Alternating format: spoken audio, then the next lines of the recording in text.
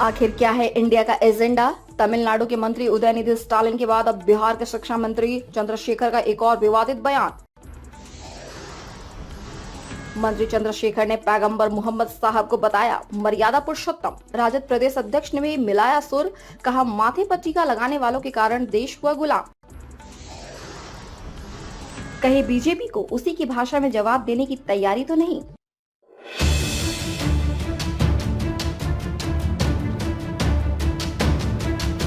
पिछले दिनों तमिलनाडु के मुख्यमंत्री एम.के. स्टालिन के मंत्री पुत्र उदयनिधि स्टालिन द्वारा सनातन धर्म को लेकर दिए गए विवादित बयान का शोर अभी थमा नहीं है कि बिहार के शिक्षा मंत्री प्रोफेसर चंद्रशेखर और राजद के प्रदेश अध्यक्ष जगदानंद सिंह के बयान से सूबे का सियासी पारा गर्मा गया है। आखिर क्या है इंडिया गठबंधन का एजेंडा? क्यों दे रहे इंडिया गठबंधन के नेता विवादित बयान?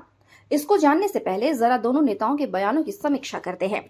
दरअसल बिहार के शिक्षा मंत्री चंद्रशेखर ने नालंदा में एक और विवादास्पद बयान देते हुए दावा किया कि पैगंबर मोहम्मद मर्यादा पुरुषोत्तम थे और भगवान ने उन्हें बुराई को खत्म करने के लिए धरती पर भेजा था। उसके बाद दोबारा सियासी घमासान शुरू हो गया।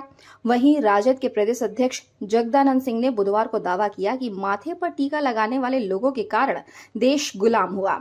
उन्होंने आगे कहा कि ये लोग देश को फिर से गुलाम बनाने की कोशिश कर रहे हैं। सवाल है कि एकाएक विवादास्पद बयान देने के पीछे कारण क्या है? बता दें कि लोकसभा चुनाव की रणभेरी बजने में कुछ ही दिन शेष है। चुनाव में धार्मिक भावनाओं को उबारने और उनका चुनावी लाभ उठाने का पुराना रिकॉर्ड है। पिछले कुछ वर्षों से यह खतरनाक प्रवृत्ति लगातार बढ़ रही है। राजनेता मतदाताओं को कभी धार्मिक उन्माद की खुराक दे देते हैं तो कभी संस्कृति के नाम पर भड़काने की कोशिश होती है। यह संदर्भ से देखें तो चंद्रशेखर और जगदानंद के बयान का अर्थ निकलना आसान हो सकता है। दरअसल विपक्ष को पता है कि भाजपा के सांस्कृतिक राष्ट्रवाद के खेल को इसी गेंद से मात दिया जा सकता है। बता दें कि भारत की दो मुख्य राष्ट्रीय पार्टियां भारतीय राष्ट्रीय कांग्रेस और भारतीय जनता पार्टी के बीच 2014 के चुनावी युद्ध में अलग अलग वैचारिक अतिवाद थे जो सोशल मीडिया प्लेटफॉर्मों पर गूंजते थे। जबकि 2014 के आम चुनाव के दौरान बहुत सारी बयानबाजी भ्रष्टाचार और विकास के मुद्दों पर केंद्रित थी। लेकिन चुनावी लड़ाई ने तब ज्यादा जोर पकड़ा जब कांग्रेस को सामाजिक और आर्थिक आरक्षण के माध्यम से वोट पाने के लिए भारत के धार्मिक अल्पसंख्यकों को खुश करने के आरोपों का सामना करना पड़ा और दक्षिणपंथी भाजपा ने दावा किया कि इस तरह की तुष्टीकरण भारत की मुख्यतः हिंदू आबादी की प्रगति की वजह से हुआ। चुनाव अभियान के भाषणों ने हिंदुओं को राजनीतिक रूप से एकजुट करने के लिए बहुसंख्यक उत्पीड़न की भावना को उजागर किया। वैचारिक, धार्मिक और सांप्रदायिक विभाजन को गहराते हुए किया गया। अब याद कीजिए अक्टूबर 2015 में दिए लालू का बयान। बिहार विधानसभा चुनाव को लेकर प्रचार अभियान के लिए रवाना होने से पूर्व लालू ने पत्रकारों से बातचीत करते हुए कहा कि जो लोग मांस खाते हैं वह सभ्य नहीं है। गरीब लोग अपनी भूख मिटाने के लिए मांस खाते हैं। जो लोग देश से बाहर जाते हैं बीफ खाते हैं। यहाँ तक कि हिंदू भी बीफ खाते हैं। बीफ और बकरे के मांस में अंतर नहीं है। इसके बाद गाय बिहार में चुनाव का मुद्दा बन गई। बाद में लालू ने अपने बयान पर स्पष्टीकरण भी दिया था। बिहार के दोनों नेताओं के ताजा बयान को राजनीतिक पंडित लालू का सियासी दावा बता रहे हैं। विपक्षी नेताओं को पता है कि सांप्रदायिक बयानबाजी से ही भाजपा को पटकनी दी जा सकती है। राजद की 2015 के चुनाव की सफलता ने बता दिया था कि भाजपा और भगवा ब्रिगेड को अगर मात देनी है तो हथियार कारगर हो सकता है। अब इस संदर्भ में चंद्रशेखर और जगदानंद के बयान को देखें तो राजनीति की परत दर परत खुलती चली जाएगी। बिहार के शिक्षा मंत्री चंद्रशेखर यादव ने जनवरी में हिंदू महाकाव्य रामचरितमानस, मनुस्मृति और साथ ही बंच ऑफ थॉट पुस्तक समाज में नफरत फैलाने का बयान देकर विवादों में घिरे तो बुधवार को नालंदा में एक कदम आगे बढ़ते हुए दावा किया कि पैगंबर मोहम्मद मर्यादा पुरुषोत्तम थे और भगवान ने उन्हें बुराई को खत्म करने के लिए धरती पर भेजा था। बिहार के शिक्षा मंत्री प्रोफेसर चंद्रशेखर ने रामचरितमानस और पैगंबर मोहम्मद साहब को लेकर जो कुछ कहा उसकी गूंज बिहार की राजनीति में अब तक सुनाई दे रही है। राजनीतिक पंडितों के अनुसार दोनों बयान जानबूझकर व्यक्तिगत लाभ के लिए दिए गए थे। जब चंद्रशेखर यादव ने रामचरितमानस के खिलाफ टिप्पणी की थी तब राजद ने उनके खिलाफ कार्रवाई नहीं की थी। इस बयान का उस समय राजद के प्रदेश अध्यक्ष जगदानंद सिंह के समर्थन किया था। राजद के प्रदेश अध्यक्ष जगदानंद सिंह ने तब शिक्षा मंत्री का समर्थन करते हुए कहा था कि कमंडलवादियों को नाराज कर दिया है। कमंडल के आगे मंडल हार नहीं मानेगा। हालांकि मुख्यमंत्री नीतीश कुमार की पार्टी जदयू ने इस मामले को तूल पकड़ते देख मंत्री को ऐसे बयान देने से परहेज करने की सलाह दी है। चंद्रशेखर के बयान के बाद बिहार में महागठबंधन के अंदर ही बयानबाजी शुरू हो गई। जेडीयू विधायक संजीव सिंह ने यहां तक कहा कि चंद्रशेखर को दिमाग का इलाज कराने की जरूरत है। अगर चंद्रशेखर को इतनी ही तकलीफ है तो हिंदू धर्म छोड़कर दूसरा धर्म अपना ले।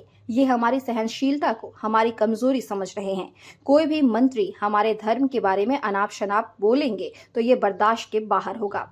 उस समय बिहार सरकार के एक मंत्री के बयान के बाद महागठबंधन की प्रमुख साझेदार पार्टियों के बीच ही जुबानी जंग एक बार फिर से तेज हो गई है।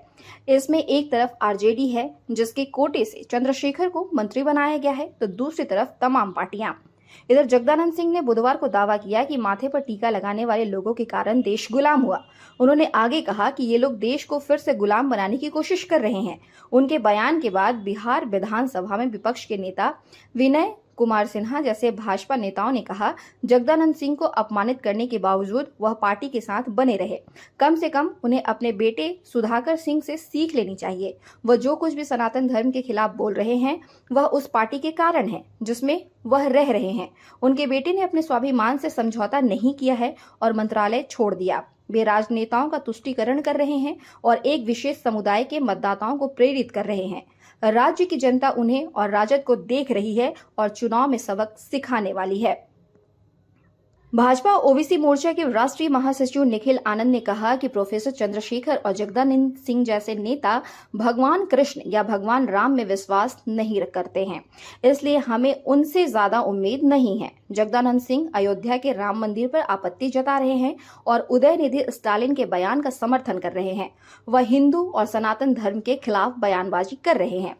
इधर जन अधिकार पार्टी के प्रमुख पप्पू यादव ने भी जगदानंद सिंह के बयान की आलोचना की है। पप्पू यादव ने कहा, मैं ऐसी किसी भी चीज पर कड़ी आपत्ति जताता हूं जो किसी समुदाय को ठेस पहुंचाती हो। अगर किसी को इस मुद्दे के बारे में कोई जानकारी नहीं है तो उन्हें इस बारे में बात करने से बचना चाहिए। धर्म से संबंधित जो भी बयान दिए गए वह उचित नहीं है। कहा कि बड़े दलों या छोटे दलों के नेताओं को समाज में सांप्रदायिकता फैलाने का कोई अधिकार नहीं है। आपको याद दिला दें कि कभी देश के पूर्व प्रधानमंत्री मनमोहन सिंह ने कहा था कि देश के संसाधनों पर पहला हक मुस्लिमों का है, तो राजीव गांधी के शाहबानो प्रकरण की चर्चा भी जानकार कर रहे हैं। इसका फायदा कैसे उठाया गया? इसी क्रम में राजद के दो नेताओं के बयान राजनीतिक धरातल पर परखे जा रहे हैं। ऐसे में कांग्रेस भी इसमें पीछे नहीं है। हाल ही में उदयनिधि के बयान पर कांग्रेस अध्यक्ष मल्लिकार्जुन खड़गे के पुत्र जो कर्नाटक सरकार में मंत्री हैं, प्रियांक खड़गे ने भी समर्थन किया था। बता दें कि 2006 में सच्चर कमेटी के रिपोर्ट के प्रकाशन ने मुस्लिम तुष्टीकरण के विचार को नया मोड़ दे दिया। एक सरकारी दस्तावेज के तौर पर इस रिपोर्ट ने इस तथ्य को रेखांकित किया कि भारत के मुसलमान सामाजिक, आर्थिक और शैक्षणिक रूप से पिछड़े हैं और हाशिए पर पड़े हैं। हालांकि रिपोर्ट ने इस बात पर पूरी स्पष्टता से जोर दिया है कि मुस्लिम समुदाय का ढांचा विविधतापूर्ण एवं गहरे परतों में बटा है। मुस्लिम उत्पीड़न भारतीय राजनीति के एक नए आधार के रूप में आकर लेना शुरू कर दिया है। खासकर गैर भाजपा दलों ने इस रिपोर्ट का उपयोग यह जताने के लिए किया कि मुस्लिम तुष्टीकरण दरअसल हिंदुत्ववादी ताकतों का गढ़ा हुआ मिथक है और यह कि मुसलमानों से एक बहिष्कृत समुदाय के तौर पर बर्ताव किया जाना चाहिए। हिंदुत्ववादी राजनीति ने इस प्रतिक्रिया के मद्देनजर खुद को बदल लिया। तर्क दिया गया कि कांग्रेस ने मुसलमानों को सशक्त बनाने में कोई गंभीर रुचि नहीं ली, उन्हें केवल वोट बैंक के रूप में इस्तेमाल किया, जिसका नतीजा ये हुआ कि वे और हाशिए पर चले गए और बहिष्कृत हो गए। बहरहाल लोकसभा चुनाव से पहले बिहार में जुबानी जंग तेज हो गई है। पक्ष विपक्ष दोनों एक दूसरे को मात देने के लिए अपने अपने मोहरे चलने शुरू कर दिए हैं। ऐसे में राजनीतिक बिसात पर कौन बाजी मारेगा ये समय ही बताएगा, क्योंकि राजनीतिक पंडितों के अनुसार चंद्रशेखर और जगदानंद का बयान शुद्ध रूप से राजनीतिक बयान है जो भाजपा को धाराशायी करने के लिए दिया गया हो सकता है। Bureau report, India news viral, Bihar Jharkhand. ताज़ा खबरों से जुड़े रहने के लिए हमारे चैनल को सब्सक्राइब करें और बेल आइकन को दबाना ना भूलें ताकि हर खबर की नोटिफिकेशन आपको मिलती रहे।